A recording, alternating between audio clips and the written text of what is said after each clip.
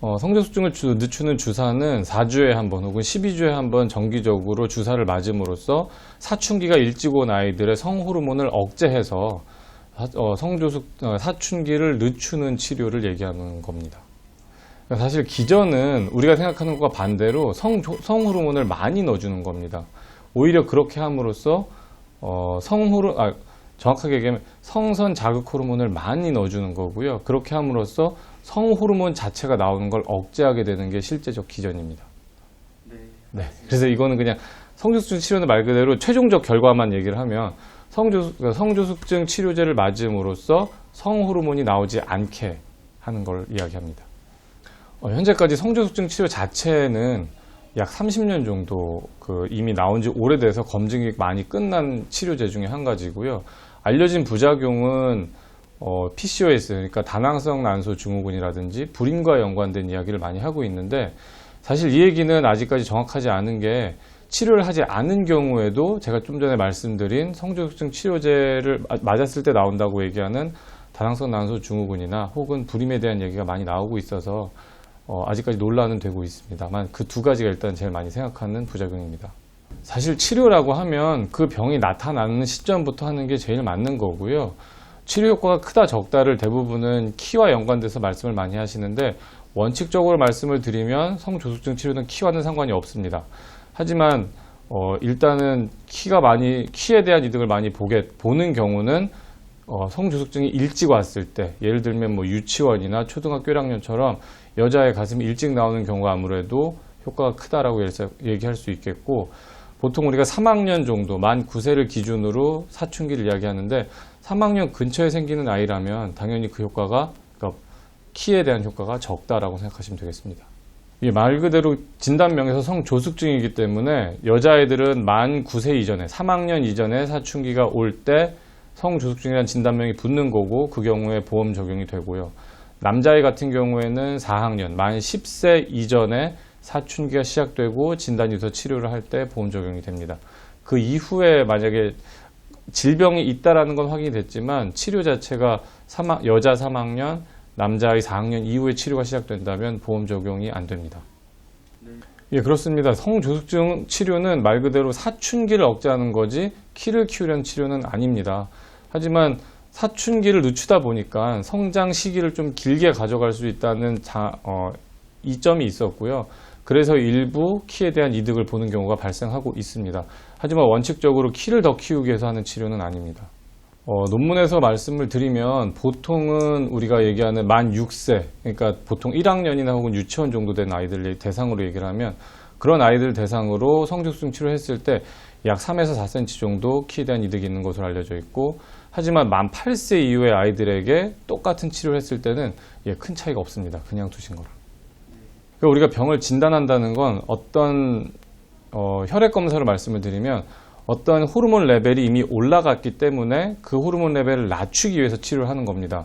만약에 6세, 7세 미리 와서 우리가 맞으려고 한다고 한다면, 그 아이를 검사했을 때 낮추려고 하는 호르몬이 올라간 것도 없을 때, 이미 병도 아직 없는데 치료할 대상 자체도 없는 거죠.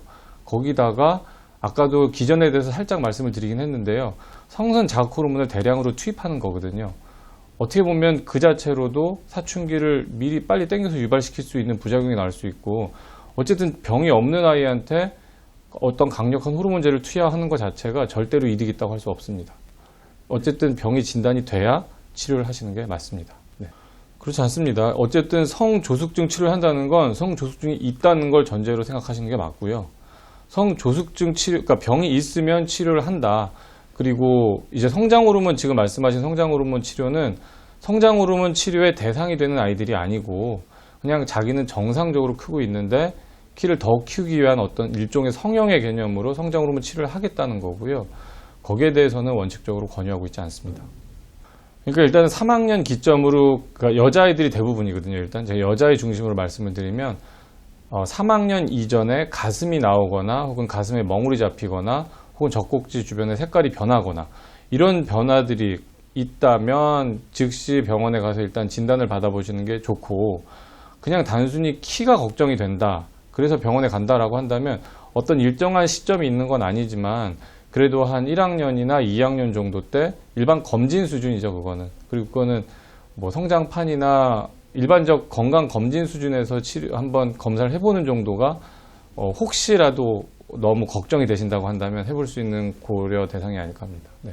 일반적으로 뭐 주변에서는 만 10살인데 혹은 만 11살인데 치료를 한다 이런 얘기가 들리고 그 얘기를 듣고 찾아오시는 경우도 있는데 사실 그 개개인마다 아이의 성장 발달 상황이 다르고 검사 결과가 다르기 때문에 일괄적으로 이건 맞아요, 저건 틀려요 라고 이야기할 수 있는 사항이 아닙니다. 그래서 정말 자기 아이는 다른 아이와 다르기 때문에 우리 아이에 맞는 정확한 진단을 받고 거기에 따른 적절한 치료를 받으시는 게 가장 좋은 길입니다.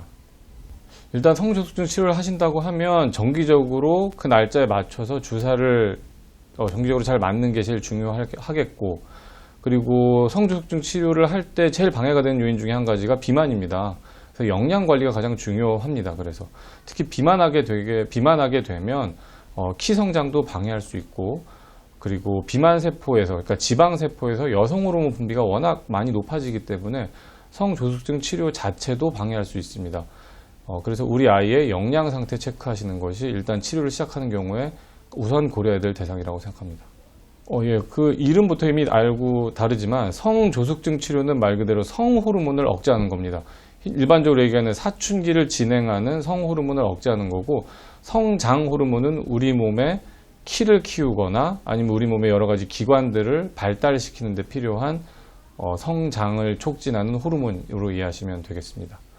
이제 헷갈리시는 이유가 두 호르몬이 나오는 시점이 비슷해서라고 생각이 들고요.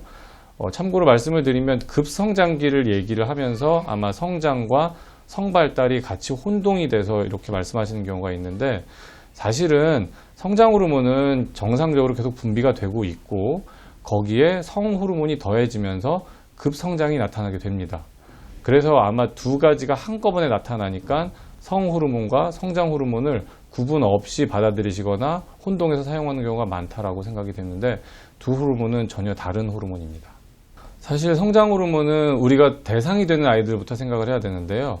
성장 호르몬 결핍증이 있다든지 아니면 어떤 터너 증후군이나 누난 신드롬 같은 유전적 질환이 있는 아이들, 그리고 요즘에는 부당 경량화, 이렇게 네 가지 경우가 제일 대표적으로 많이 성장 호르몬 대상이 되는데, 얘네들은 성장 호르몬 자체가 적게 나오거나 아니면 성장 호르몬이 작용해야 될 부위에 어떤 문제가 있어서 성장 호르몬을 높여줄 필요가 있는 아이들이라고 이해하시면 될 것 같습니다.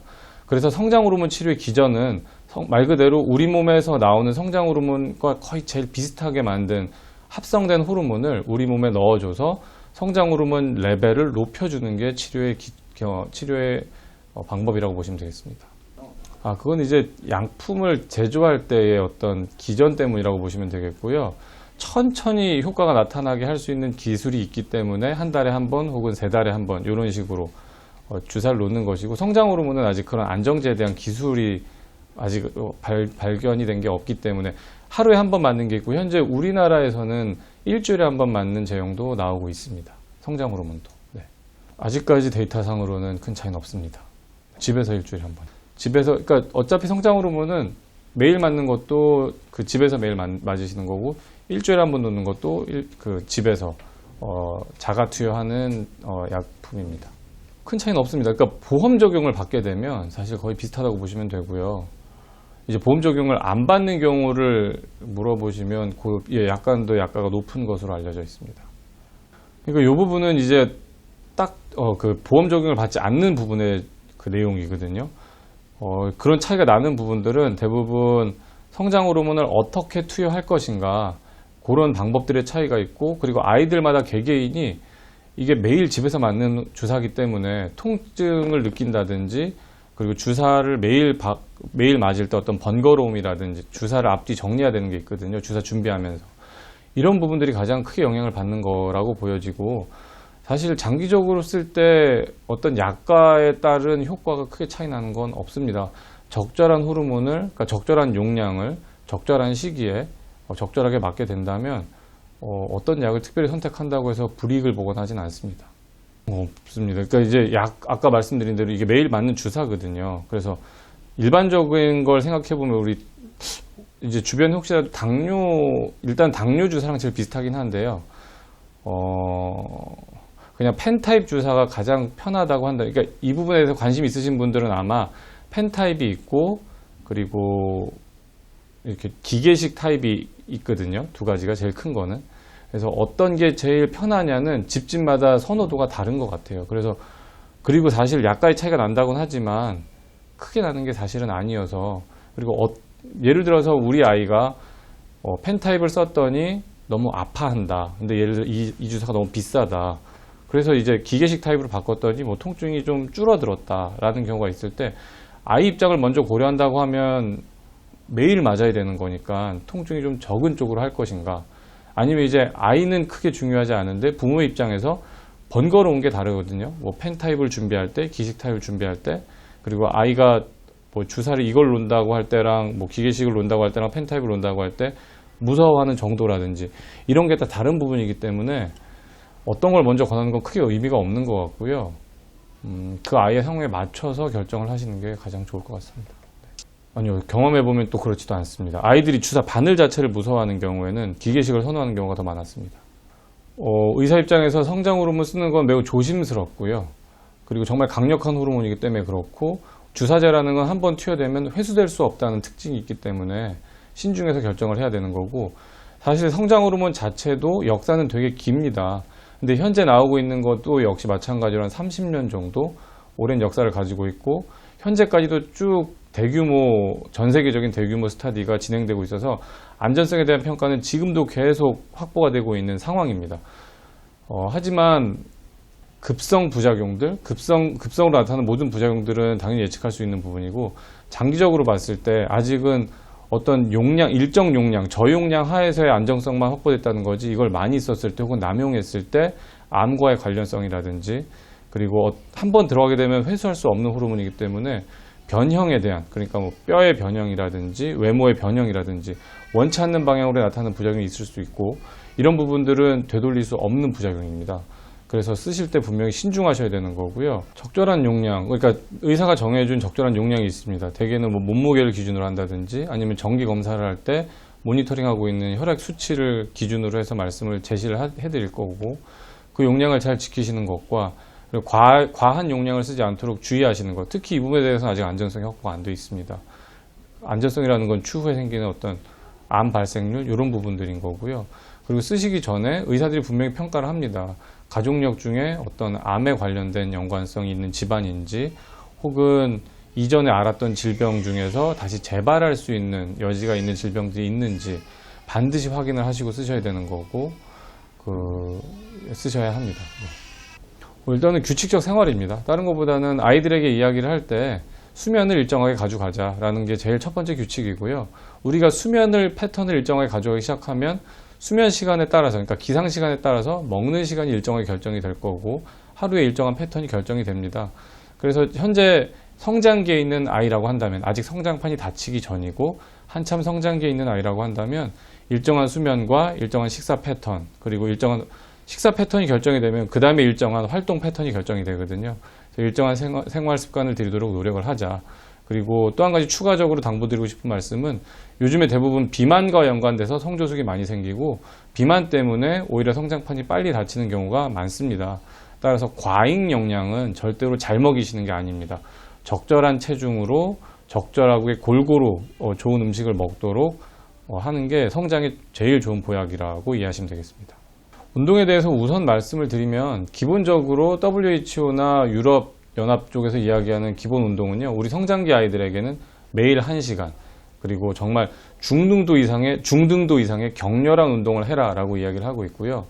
중등도 이상의 격렬한 운동 그러면 이게 와닿지 않는 분들이 많은데 예를 들어서 제가 이름이 인혁인데 인혁아 운동을 한 1시간 정도 한 다음에 인혁아 노래 불러봐 했을 때 동해 엄마 못 부르겠어요. 이런 정도가 중등도고요. 사실 그거보다 더 고강도의 운동들은 이제 운동 1시간 끝난 다음에 아무리 이름을 불러도 대답을 못하죠. 헉헉거리고 숨을 쉬고 있으니까. 그 정도의 운동을 매일 1시간 하는 걸 기본적 건강 상태의 운동으로 권장을 하고 있습니다. 성장기 아이들은 사실 이거보다 더 하는 걸 이야기를 하는 거고 여러 가지 운동을 했을 때 성장 호르몬이 많이 나온다는 거는 많은 실험적 데이터들이 있습니다. 심지어 헬스같이 무산소 운동, 그러니까 근육 운동을 하더라도 성장 호르몬 레벨이 올라가더라 라는 이야기는 많이 나오고 있으니까 사실 어떤 특정한 운동을 해서 키가 더 큰다라기보다는 어떤 운동을 하든지 1시간 이상 중등도 이상의 강동으로 매일 꾸준히 할 수 있는 운동이라고 그러면 다 성장 호르몬을 높이는 데 도움이 된다라고 얘기를 하시고, 우리 아이가 그럼 자주 할 수 있는 운동, 접근성이 편한 운동을 선택하셔서 그걸 잘 할 수 있도록 밀어주시는 게 성장에 제일 좋은 왕도가 되지 않을까 생각합니다.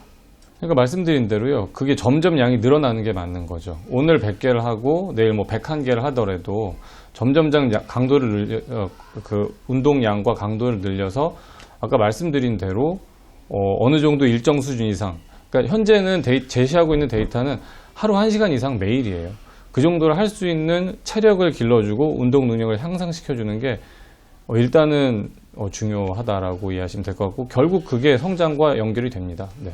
근데 사실은 어떤 특정 운동, 그러니까 점프를 더 많이 하니까 더 많이 클 거야 라는 어떤 증거는 없고요. 네. 그래서 결국 원론적인 얘기지만 어떤 거라도 재미있게 1시간 이상 할 수 있고, 기왕이면 그래도 일반적으로 우리가 이렇게 인식할 때는 성장판을 자극할 수 있는 운동이면 더 좋지 않을까 해서 점프를 많이 권하는데, 그러니까 저는 이거는 그냥 어떤 공식적 조언이 아니고 개인적 조언 드릴 때는 아이가 즐겁게 재밌게 할 수 있는 것만 점프를 하지 않더라도, 어쨌든 뛰어다니는 거라나 아니면 차라리 수영이라도 점프를 하지 않더라도 이렇게 일정 시간 운동을 할 수 있는 게 더 중요하다라고 개인적 조언을 드리고 있습니다. 그러니까 어떤 점프로 운동을 해서 아이들의 성장판이 다친다, 이거는 전혀 그럴 리는 없고요. 그러니까 성장판을 닿는 거는 어떤 상처가 정말 무슨 부러지거나 해서 어쩔 수 없이 낳는 과정에서 다치거나 하지 않는 이상, 아직 성장기에 있다고 한다면 뼈가 생성되는 포인트는 어떤 점프를 한다거나 이렇게 충격을 줘서 그러니까 직접적 손상이 있지 않는 한은 걱정하지 않으셔도 되는 부분입니다. 네. 그냥 아까 말씀드린 거를 다시 말씀드리고 싶은데, 성조숙증 치료는 절대 키를 키우는 치료가 아닙니다. 성조숙증 치료는 말 그대로 사춘기를 억제해서 일찍 시작된 사춘기를 정상으로 돌리는 치료이지, 이것과 키를 직접적으로 연관시켜서 키를 키우기 위해서 성조숙증 치료를 한다, 이거는 맞지 않는 거고요.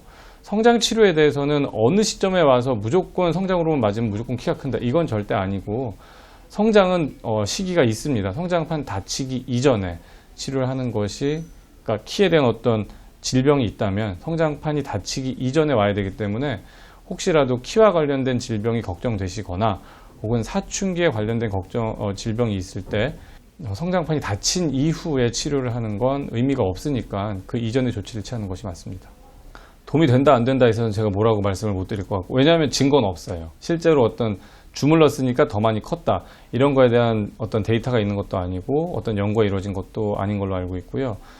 그래도 주물러 주게 된다면 아이들한테, 그리고 어머니한테 말씀드릴 때는 우리 아이들한테 주물러 주시고 하시면 혈액순환이나 이런 부분이 잘 되기 때문에 그래도 도움이 되지 않을까라는 정도의 조언으로 아마 주변에서도 권하고 있는 거지, 이러면 무조건 커요는 아닙니다.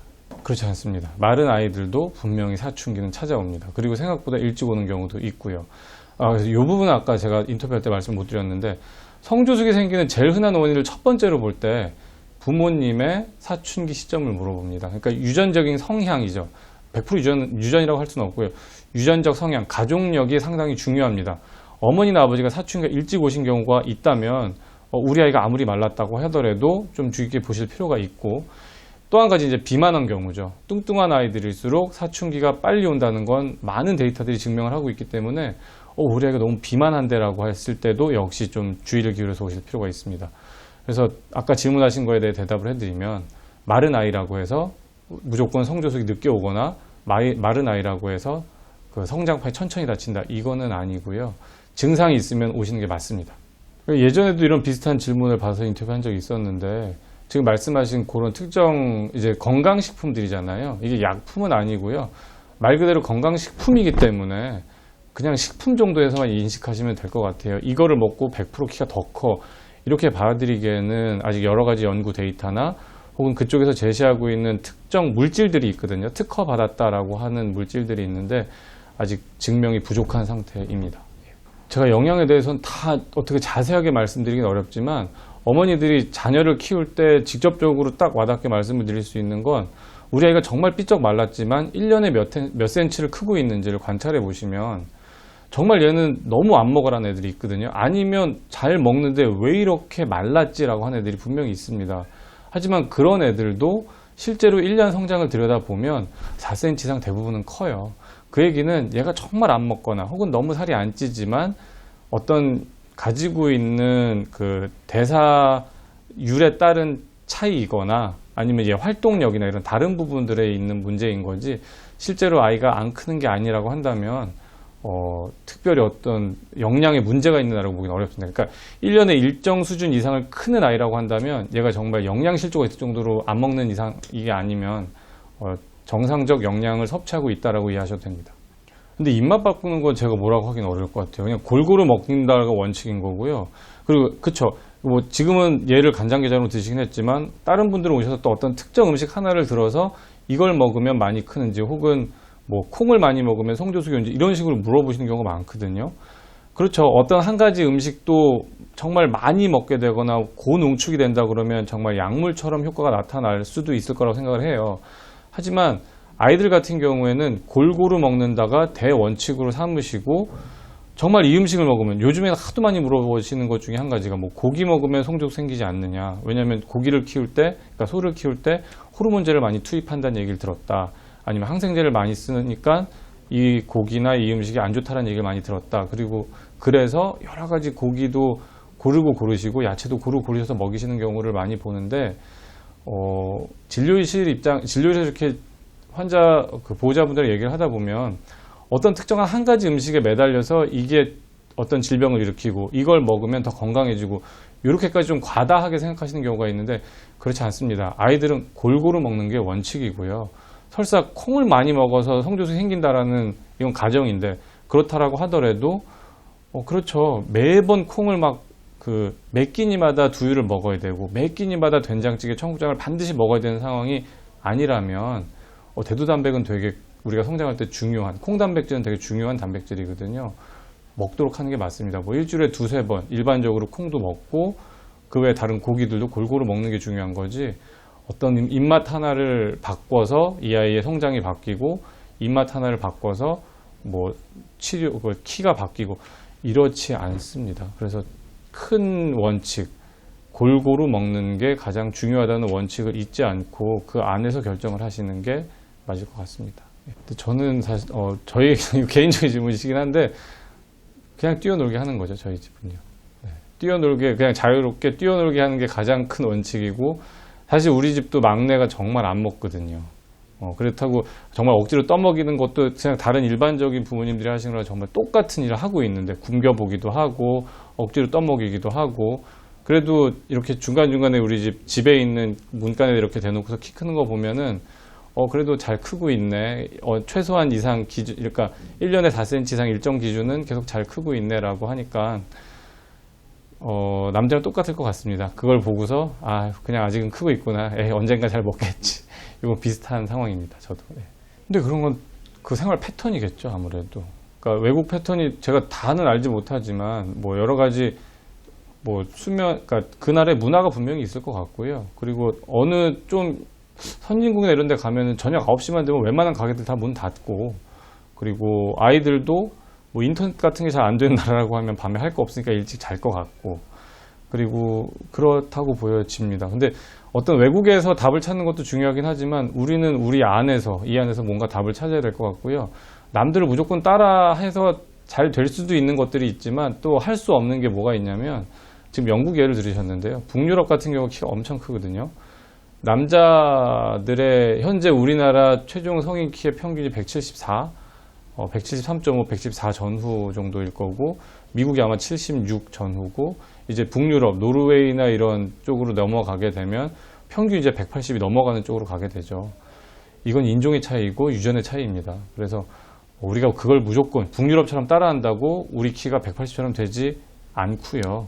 현재 우리 인종에 맞는 이 안에서 이 문화 안에서 잘 성장할 수 있는 방법을 찾는 게 좋을 거라고 생각하고 그 예를 들으신 것도 이제 규칙적으로 생활하는 범주 내에서의 어떻게 보면 답을 찾으신 건데 그렇죠. 우리나라도 마찬가지로 뭐 11시면 11시, 10시면 10시 어쨌든 일정한 시간에 자고 일정한 시간에 일어나게 하자 규칙적 생활을 갖게 하자라는 정도로 결론을 내서 그 정도를 아이들에게 적용하려고 하는 게 더 맞는 방법이 아닐까 생각을 합니다. 근데 그게 오해하시는 것 중에 하나가 시간에 너무 얽매이신, 근데 이건 중요할 것 같아요. 왜냐하면 너무 늦게 자면 어차피 안 되는 일이니까. 그리고 교육적인 측면에서도 이 얘기를 하긴 하는데, 왜냐하면 아이들은 대부분 수면이 들어가면, 아까 제가 일정한 시간이 중요하다고 말씀을 드렸는데, 아이가 예를 들어서 매일 12시에 자서 그 다음날 10시에 일어나는 아이가 있다라고 하면은 분명히 깊은 수면, 렘 수면 4단계 정도, 4번 정도 왔다 갔다 할 거예요.